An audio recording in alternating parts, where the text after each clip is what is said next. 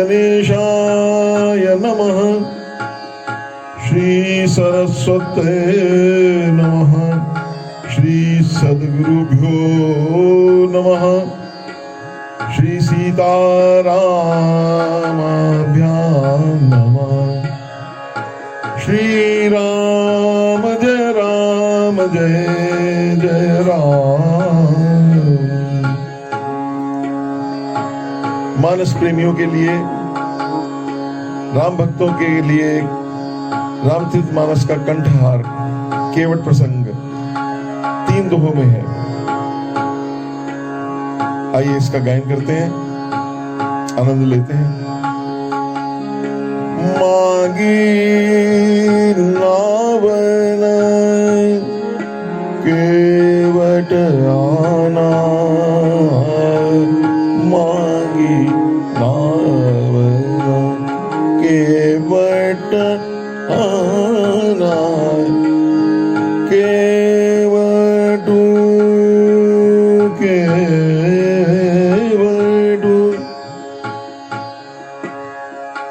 केवट कहते हैं जो अपनी आजीविका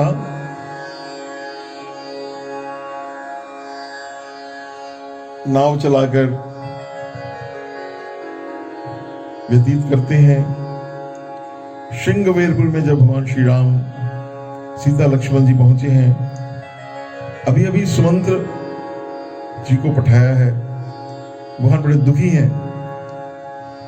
केवट ने भांप लिया कि मेरे राम दुखी हैं, तो किसी प्रकार इनको हंसाने का यत्न करना चाहिए। इसलिए प्रसंग जो है वो केवट का बड़ी अटपटी वाणी है उसकी। तो भगवान गंगा पार जाना चाहते हैं। एक रात पहले भगवान श्रृंगवेर से यहां पहुंचे हैं। श्रृंगवेर रात को जब बात हुई कि भगवान राम ने गंगा पार करनी है, तो सब नाविकों में होड़ मच गई। नावें सजने लगी कि हमारी नाव में राम जाएंगे, हमारी नाव में जाएंगे। तो ये जो हमारे भक्त केवट हैं, ये बहुत गरीब हैं, इनकी नाव टूटी फूटी है। तो उन्होंने पत्नी से कहा कि मेरी नाव में राम कैसे जाएंगे। तो भगवान ने उनको अंदर से प्रेरणा दी, मैं तुम्हारी ही नाव में जाऊंगा। रात को जब लक्ष्मण जी और गुरुराज बैठे हैं, उसमें उन्होंने ये सुना है कि राम परब्रह्म है। तो वो रात में ही जब लक्ष्मण जी चले गए, तो उन्होंने गुरुराज के पास गए, उनको याद दिलाया कि एक बार मैंने आपका जीवन बचाया था, तो आपने मेरे से एक वचन मांगने को कहा था। मैंने कहा कि जब समय आएगा तो आपसे वो वरदान मांग लूंगा। आज वो दिन आ गया है, तो आपसे मैं कुछ मांगना चाहता हूं। गुरुराज बोले, केवट तुम 2 मांग लो। कि नहीं, मुझे एक वचन चाहिए कि कल घाट पर और कोई नाव ना हो, सिर्फ मेरी नाव हो। गुरुराज वचन से बाध्य थे। तो अब वो नाव अकेली उनकी लग गई है। नाव थोड़ी दूर खड़ी है। इधर सीताराम लक्ष्मण जी आए हैं, सब जानते हुए भी। और उन्होंने कहा, केवट भैया भैया, हम गंगा पार जाना चाहते हैं। यहीं से ये प्रसंग शुरू होता है महाराज। रामचरितमानस का यही प्रसंग, यहां से हम इसको प्रारंभ कर रहे हैं। आइए इसका आनंद लीजिए।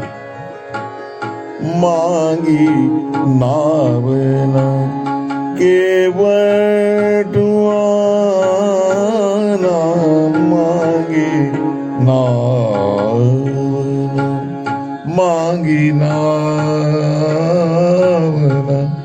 ना केवट आना। कहते क्या है केवट? कहीं तुम्हारा मरम मैं जाना, मरम मैं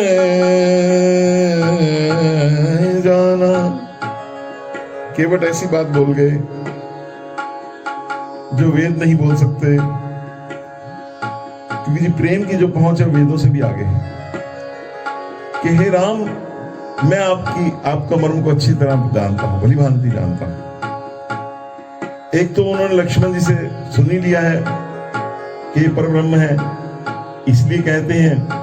कुछ भक्त के भोले भाव में भी कहते हैं कि मैं आपका संबरम जाता हूं। अब राम लक्ष्मण जी सब चौंके कि ये ऐसा कौन भक्त आ गया जो हमारे सब, ऐसा तो अगस्त्य जी ने भी नहीं कभी कहा, कोई आगे ऋषि भी नहीं कहेगा। तो अब वो सीधा शुरू करता है, उसकी जो वाणी है बड़ी सुंदर वाणी है। चरण कमल रज कहूं सब कहि,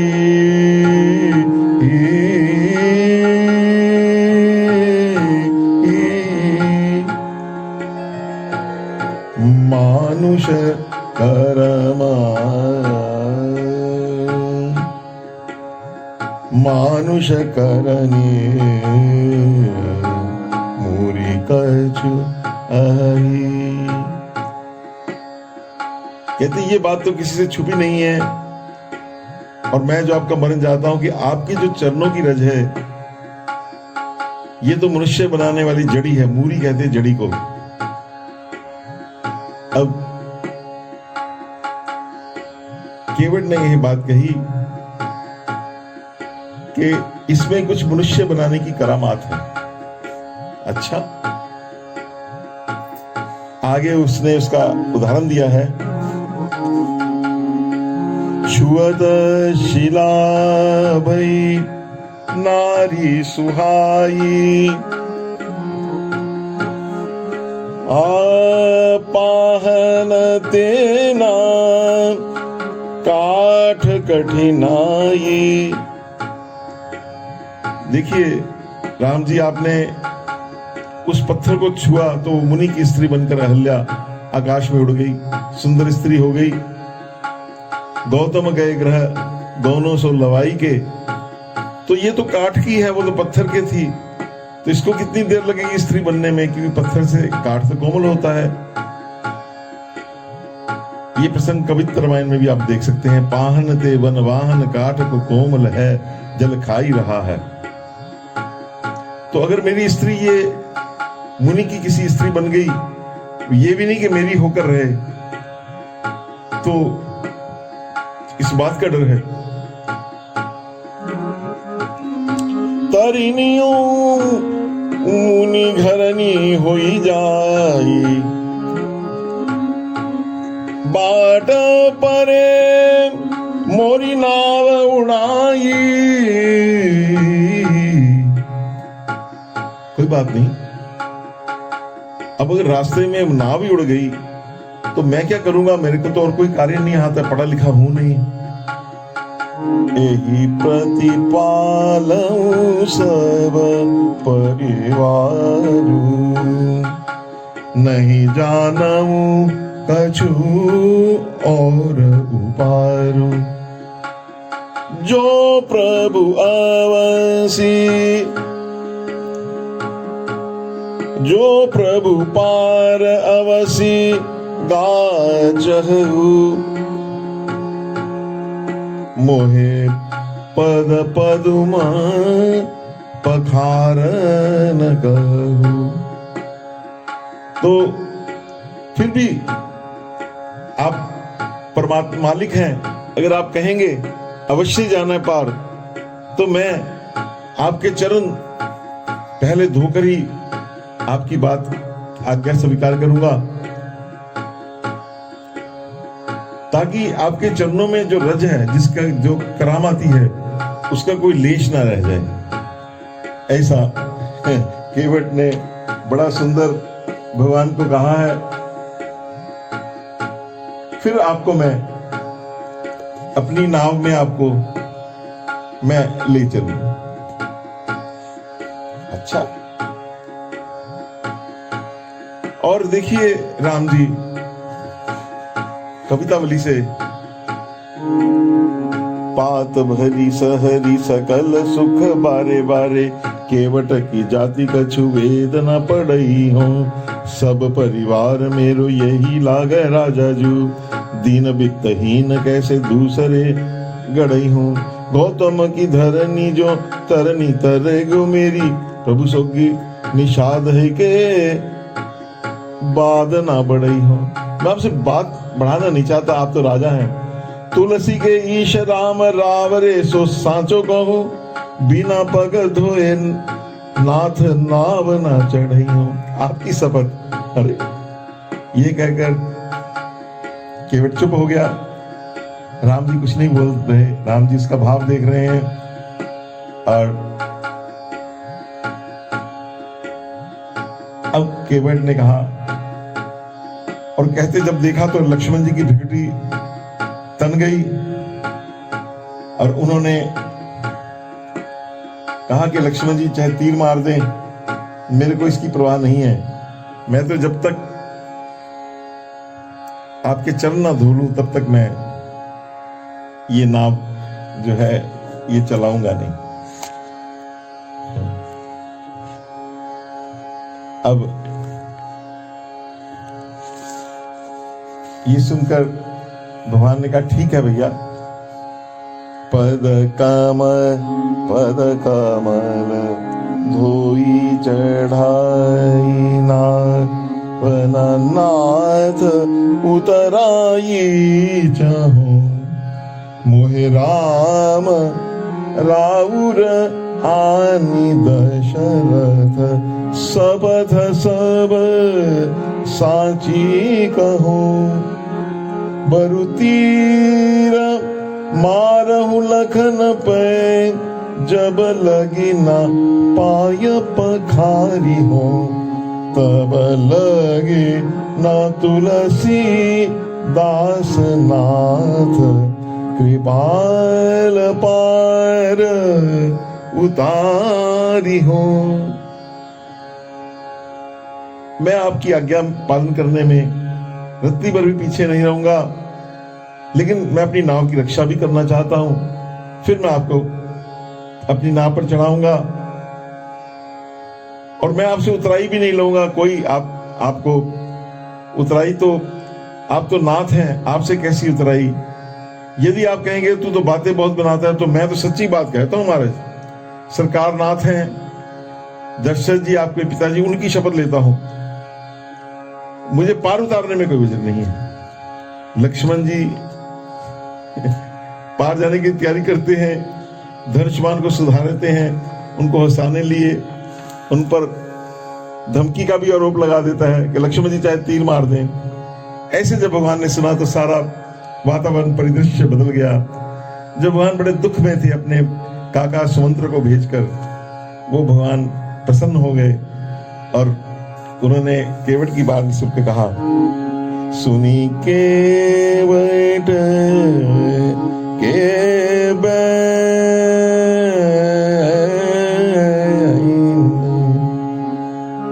प्रेम लपेटे अटपटे विहसे करुणा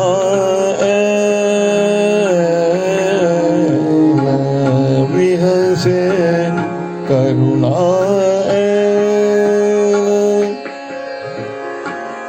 विहसे करुणा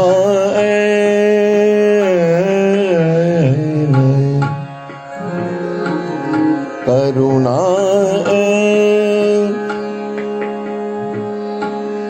चितई जान की लखन तन सुनी केवट के बैन केवट के बैन सुनी केवट के बैन प्रेम लपेटे अटपट विहसे करुणा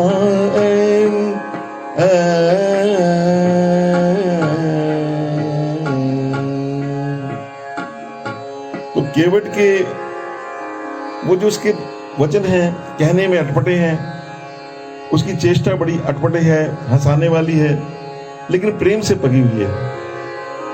उसका मुख्य तात्पर्य तो पैर धोने से है, इसलिए इतनी बड़ी बखेड़ीबाजी इसने डाल दी। अब ये इसको देखकर राम जी ने जब हंसने का मौका हुआ तो उन्होंने लक्ष्मण सीता जी को देखा कि अकेले तो नहीं हंसना चाहिए, तो जानकी लक्ष्मण जी को देखकर भी अर्थ लगाया जाता है। जानकी जी के हृदय में ये भाव आया था जब वो विवाह के समय के जब भगवान के चरणों को छूने लगी कि मेरा भी गौतम तिय की तरह ना हो। गौतम तिय गति सुमरी करी नहीं परसत पद पानी, मन विहसे रघुवंश मनी प्रीति अलौकिक जानी।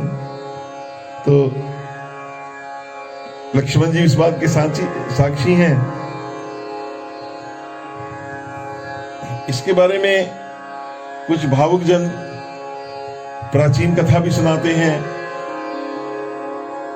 जो कि ये पिछले जन्म में कछुआ था और जब क्षीर सागर में लक्ष्मण जी शेषावतार के रूप में और सीता जी लक्ष्मी के रूप में उनकी चरण दबा रही थी, कछुआ उनके लाल लाल चरण देखकर आया, लेकिन दोनों ने भगा दिया। राम जी ने जो विष्णु रूप में लेटे हुए थे उन्होंने इसको उसी समय चुपचाप वरदान दे दिया कि जब त्रेता युग का अवतार होगा उस समय तू मेरे चरण छुएगा धोएगा और ये दोनों रूप भगवान के कुछ ना कर पाएंगे। ये ऐसी कथा कहते हैं। खैर, तो अब भगवान प्रसन्न हो गए क्योंकि वो कृपा सिंधु हैं।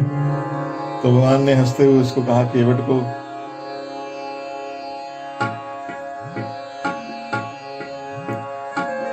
कृपा सिंधु बोले मुस्काए, कृपा सिंधु बोले मुस्काए, मुस्काए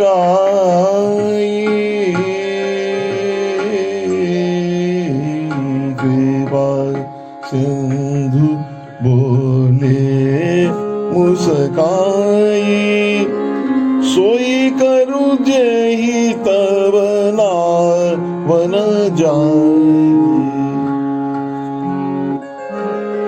बेगी आनुजन पाय पखारू, होत विलंब उतारहि पारू।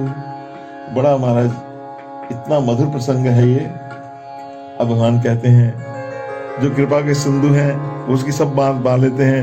ठीक है भैया, तुम ऐसा जतन करो जो जिससे तुम्हारी नाव बच जाए। भगवान कहते हैं अब तुम एक काम करो, मुझे कोई स्त्री नहीं बनानी, किसी मुनि को नहीं देनी है, मेरे को तो बस एक कार्य है, मैं पार जाना चाहता हूं।